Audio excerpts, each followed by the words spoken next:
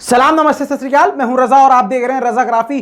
बहुत ही कम वक्त में बहुत बड़ी खबर एक बार फिर यमन से आपके सामने लेके आया हूं।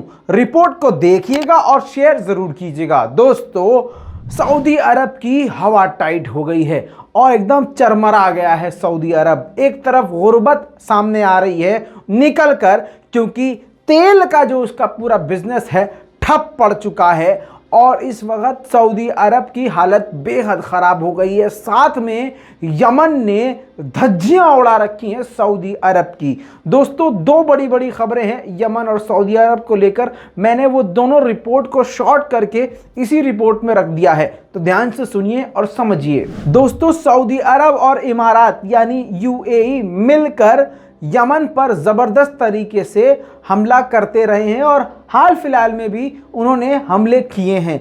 लेकिन यमन बहुत ज़्यादा हावी हो गया है किस पर? सऊदी अरब पर। लगातार तेल के कुओं पर, तेल की फैक्ट्रियों पर और बड़े बड़े दफ्तरों को निशाना बनाता रहा है यमन। और साथ में एयरपोर्ट को भी बुरी तरह से यमन ने अपने ड्रोन के जरिए निशाना बनाया है। और यमन ने इतना बुरा हाल कर दिया है सऊदी अरब का कि रातों को अरबियों को नींद नहीं आती है कि कब कहां से कौन सा हमला हो जाए।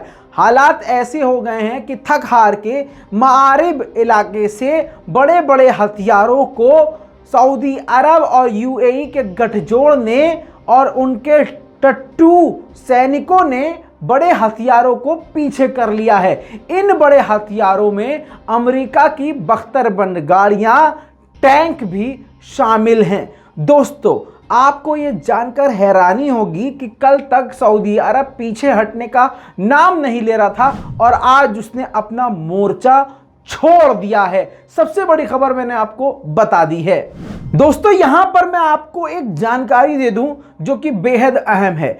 यूएई और सऊदी अरब के गठजोड़ वाली जो टट्टू सेना है, जो किराए वाली सेना है, उसको जब ये सऊदी अरब ने कहा कि मारिब प्रांत से तुम अपने बड़े बड़े हथियारों को हटा लो और छोटी छोटी टुकड़ियों को तैनात करो और धीरे धीरे पीछे हटो, तो इस बात पर वो सैनिक नहीं माने। उन्होंने कहा नहीं, हम अपने हथियार और बख्तरबंद गाड़ियां यहां से नहीं हटाएंगे, यानी विद्रोह कर दिया। जी हां, खिलाफ हो गए।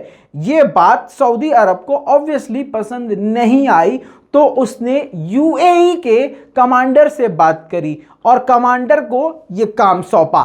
यूएई के कमांडर सगीर बिन अजीज को जब ये काम सौंपा कि भैया देखो विद्रोह हो रहा है और हमारी बात ही नहीं मान रहे हैं, हमारे लिए लड़ रहे हैं और हमारी बात ही नहीं मान रहे हैं, तो फिर यूएई के कमांडर ने जो विद्रोही थे सऊदी अरब के कम से कम दर्जन भर 12 से 13 कमांडरों को अरेस्ट किया। फिर जबरदस्ती अपनी ताकत का इस्तेमाल करते हुए जोर जबरदस्ती से अमरीकी हथियारों को वहां से हटाया गया। कुल मिला के 100 की सीधी बात यह है कि सऊदी अरब ने मारिब प्रांत से बड़े बड़े हथियारों को हटा लिया है और ये यमन की बहुत बड़ी जीत है।